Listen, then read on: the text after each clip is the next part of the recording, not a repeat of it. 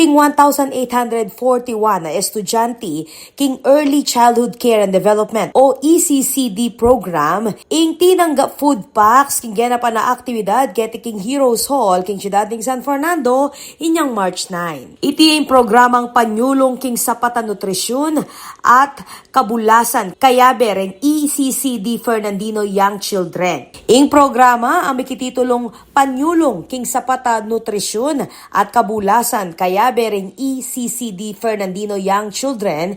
Ing programa pwede mo na ning ECCD ning City Social Welfare and Development Office king pamanimuno ng Acting Officer Canet Mangaluz. Reng food pack dinisenyo labang apakibatan ning nutrisyon dareng anak kilub ning migit aduwang parumenggo. Kabilang kareng tinanggap reng magaral ibat kareng 72 ECCD units king syudad. Tinagon king programa dina Mayor Vilma Caluag at Vice Mayor Brenz Gonzales. Ape pa siya gingulagan ning sapatan nutrisyon at pamaglingap kareng kaya nakang atyo king early stage. May kisan metong muna man king distribution ng food packs dina Konsehal J. Cuyugan at Elmer Benko kayabe reng ECCD teachers at reng pengari.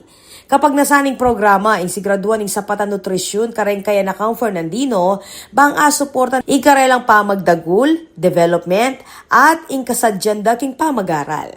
Ako po, Patricia Mamangon para king News Force Pampanga. Balitang tutuking Balen, susuyo.